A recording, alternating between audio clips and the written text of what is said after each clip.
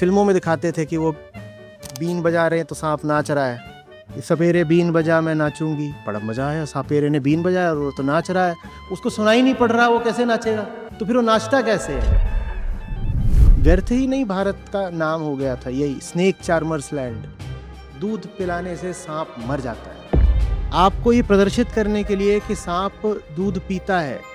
बहुत सारे हैं सांप रखने वाले, पहले सपेरे हुआ करते थे, आजकल गुरुजी होते हैं जो सांपों के विशेषज्ञ हैं। ये लोग क्या करते हैं कि सांप को कई दिनों तक प्यासा रखते हैं। जैसे सब प्राणी है वैसे ही सांप भी होता है। उसको ठीक से देखोगे तो सुंदर भी लग सकता है, पर ना तो उसको कैद करो। चिड़ियाघर में जाओ, छोटे छोटे बक्सों में सांपों को रख देते हैं। क्यों रखा हुआ है? जहाँ उसकी जगह है उसको वहाँ छोड़ो ना। पक्षियों को बंद कर रखा है, गोरिल्ला बंद कर दिया, बंदर बंद कर दिया, शेर बंद कर दिया। ये क्या कर रहे हो? तुम्हें क्या हक है उन्हें बंद करने का?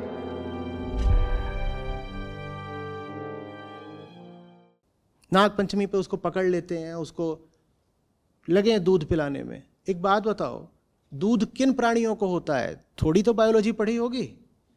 जिन्हें दूध होता है उनको क्या बोलते हैं? मैमल, स्तनधारी। सांप स्तनधारी है। सांप क्या है? रेप्टाइल। इनको दूध होता है। जब रेप्टाइल को दूध नहीं होता तो बेचारा दूध पिएगा कहां से? पगले। आपके भीतर दूध का सिर्फ निर्माण ही नहीं होता है, आपके भीतर दूध को पचाने का एंजाइम भी होता है, लैक्टेस। और वो बच्चों में ज़्यादा होता है, बड़ों में नहीं होता। इसीलिए बड़े भी जब दूध पीते हैं तो उन्हें पच नहीं सकता ठीक से। ये जो आप दूध पीते रहते हो ना, इसी से आपको गैस बढ़ती है, मान नहीं रहे हो। पचाओगे कहाँ से? बच्चों में होता है, क्योंकि प्रकृति ने व्यवस्था ही ऐसी करी है कि बच्चों के लिए दूध है, वो पचाएंगे। आप एक तो 40 साल के हो गए दूध पी रहे हो, वो भी भैंस का, पचेगा कहाँ से? पागल। तो इंसान को ही नहीं पच सकता, सांप को कैसे पचेगा? सांप को कैसे पचेगा दूध, बताओ? और तुम उसे जबरदस्ती पिला देते हो, क्या होगा? जब पचेगा नहीं तो क्या होगा? तुम्हें पता है दूध पिलाने से सांप मर जाता है। इस पे पढ़ लेना ठीक से। नाग पंचमी पे जब जबरदस्ती दूध पिला दोगे तुम सांप को, तो उसके बाद उसको पचता नहीं है, उसका पेट फूलता है और सांप उससे मर भी सकता है। तो फिर कहोगे कि फिर पी क्यों लेता है दूध? पी क्यों लेता है? आपको ये प्रदर्शित करने के लिए कि सांप दूध पीता है। बहुत सारे हैं सांप रखने वाले, पहले सपेरे हुआ करते थे, आजकल गुरुजी होते हैं जो सांपों के विशेषज्ञ हैं। ये लोग क्या करते हैं कि सांप को कई दिनों तक प्यासा रखते हैं, डिहाइड्रेट कर देते हैं उसको इतना डिहाइड्रेट कर देते हैं कि फिर उसको पानी जिस भी रूप में मिल रहा होता है वो उसकी ओर भागता है। आपको बिल्कुल प्यासा रख दिया जाए तो उसके बाद आपको पानी में कुछ मिला के भी दे देंगे तो आप पी लोगे ना। अब दूध में बहुत सारा पानी होता है, तो सांप दूध नहीं पी रहा होता, सांप पानी पी रहा होता है, क्योंकि बहुत प्यासा है, क्योंकि उसको जबरदस्ती प्यासा रखा गया है। और आपको लगता है सांप दूध पी रहा है। सांप को दूध से क्या लेना? सांप ने अपनी माँ का ही नहीं दूध पिया। सांप की माँ को स्तन थे, सांप की माँ स्तनधारी थी क्या? तो सांप ने दूध कहां से पिया होगा? दूध से सांप को कोई लेना ही देना नहीं है, एकदम नहीं लेना देना है। पर जबरदस्ती एक छवि बनाई गई है। क्यों? क्योंकि हमारे दिमाग में सांप का आदिम डर बैठा हुआ है। क्यों? क्योंकि पहले हम सब जंगल में ही रहते थे, वहां सांप बहुत थे और रोशनी नहीं थी, सफाई नहीं थी, अंधेरा बहुत था, कुछ पता नहीं चलता था, सांप आके काट लेता था, आदमी मर जाता था। तो तब से हमारे वो खौफ बैठ गया है और उसी खौफ को परंपरा ने पकड़ लिया है, पकड़े हुए। अब आप इस शताब्दी में जी रहे हो, तब भी वो सांपों वाली कहानी चली रही है और उसको गुरु लोग और आगे बढ़ा रहे हैं। स्नेक्स, मिस्टिसिज्म, ये वो व्यर्थ की बात, मूर्खता। और इसमें इंसान को जो भ्रम होता है तो होता है, इसमें सांपों को बड़ा फिर कष्ट दिया जाता है। अभी तो कानून बना करके बंद कर दिया गया, नहीं तो पहले ये सपेरे बीन लेके घूमते थे, पुंगी लेके घूमते थे और फिल्मों में दिखाते थे कि वो बीन बजा रहे हैं तो सांप नाच रहा है। फिर अगर थोड़ा सा भी पढ़ा होता सांप की एनाटॉमी के बारे में, सांप को कान ही नहीं होते, वो सुनेगा कहाँ से? वो बीन कहाँ से सुन लेगा? हाँ, तुम गाते हो मंडोले मेरा तंडोले, तुम्हें बड़ा अच्छा लगता है, फिल्म में गाना आ गया कि सपेरे बीन बजा मैं नाचूंगी, बड़ा मजा आया, सपेरे ने बीन बजाया और वो तो नाच रहा है, उसको सुनाई नहीं पड़ रहा, वो कैसे नाचेगा? तो फिर वो नाचता कैसे है? सपेरा भी शातिर है, उसे पता है कि सांप ज़मीन पे रेंगता है तो उसको प्रकृति ने शक्ति दी है वाइब्रेशन पकड़ने की, ज़मीन पे वाइब्रेशन पकड़ता है वो।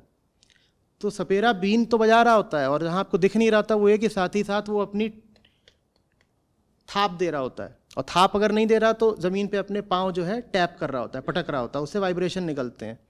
वाइब्रेशन निकलते हैं तो सांप उस पर प्रतिक्रिया करता है। पर हम देखते हैं कि बीन जिधर उधर जाती है सांप भी उधर उधर जाता है, क्योंकि वो डरा हुआ है, बीन से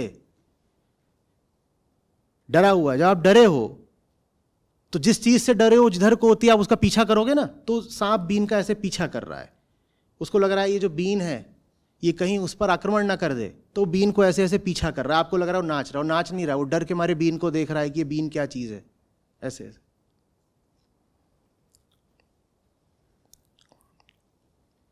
व्यर्थ ही नहीं भारत का नाम हो गया था यही स्नेक चार्मर्स लैंड।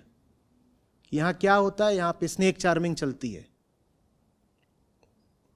उस एक मुहावरे ने भारत की परंपरा को, संस्कृति को और भारत के पतन को बिल्कुल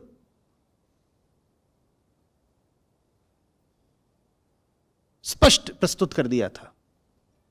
स्नेक चार्मर्स जानते कुछ नहीं है, विश्वास बड़े लंबे चौड़े हैं, अंधविश्वास।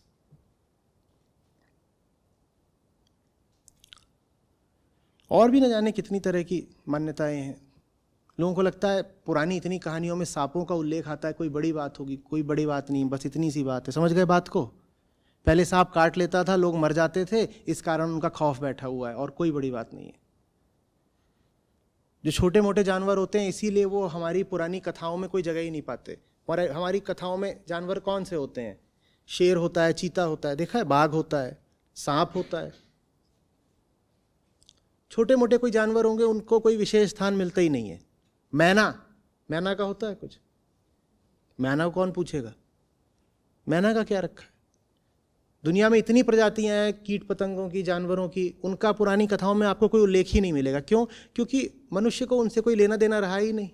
ना उनसे हमें कोई खतरा था, ना वो हमारे बहुत काम आते थे, तो हमारा उनसे कोई संबंध नहीं था, तो हमने फिर उनको अपनी कथाओं में भी स्थान नहीं दिया।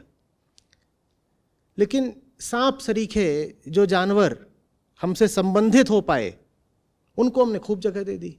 इसी तरह से जो दूसरे जानवर हैं जिनसे हमें लाभ होता था हमने उनको भी जगह दे दी। जैसे गाय, अब गौवंश से खूब लाभ होता रहा तो गाय को हमने अपने धार्मिक मिथकों में बड़ा स्थान दे दिया। बात बस ये थी कि उससे हमारा संबंध था, उससे हमें लाभ होता था।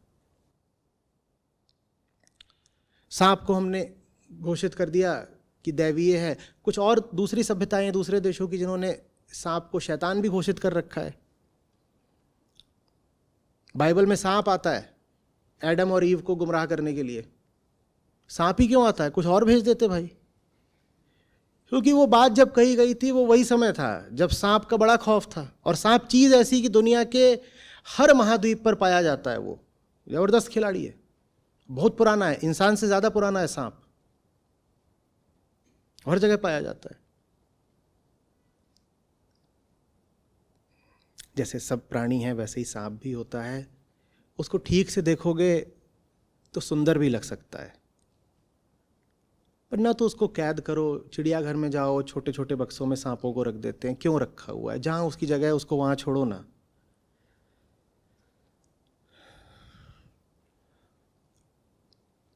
चिड़ियाघर बंद होने चाहिए। आपको अगर जानवरों को देखना है तो वाइल्ड लाइफ सेंचुरी, आप वहां जाइए, वहां जानवर की प्रतीक्षा करिए। दिख गया तो दिख गया। जानवर को देखना है तो आप जानवर के पास जाइए ना। आपने जानवर को शहर में लाकर कैद क्यों कर रखा है? जैसे ही हम थोड़ा सा भी जगेंगे, कुछ होश आएगा, ये भी होगा। ये जितने जू हैं ये सब बंद होंगे, क्योंकि ये क्रूरता के भयानक अड्डे हैं। पक्षियों को बंद कर रखा है, गोरिल्ला बंद कर दिया, बंदर बंद कर दिया, शेर बंद कर दिया। ये क्या कर रहे हो? तुम्हें क्या हक है उन्हें बंद करने का?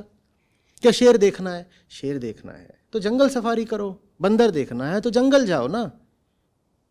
और उसकी व्यवस्था होनी चाहिए कि हाँ है, सेंचुरीज हैं, उनके बीच में गाड़ी जाती है, आप जाइए और प्रतीक्षा करिए। दिख गया तो ठीक है, नहीं दिखा तो दोबारा प्रयास करिए। लेकिन आप जानवर के साथ ज़बरदस्ती तो नहीं कर सकते ना कि तू यहाँ पिंजड़े में मेरे सामने रहे, मैं तुझे देखूंगा, ये क्या बात है?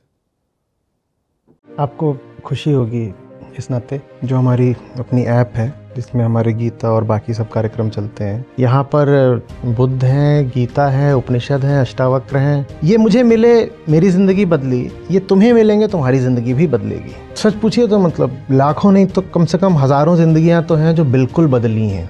2 लाख से अधिक गीता प्रतिभागियों के साथ जुड़े आचार्य प्रशांत ऐप पर पहला महीना बिल्कुल फ्री गीता मिशन का पूरा एक्सेस। ऐप पर आपको मिलेंगे नियमित लाइव सत्र, हर दिन आचार्य प्रशांत के विशेष संवाद, गीता कम्युनिटी का एक्सेस, गीता परीक्षा, चयनित समाचार, ऑडियो बुक्स, कोट्स और भी बहुत कुछ।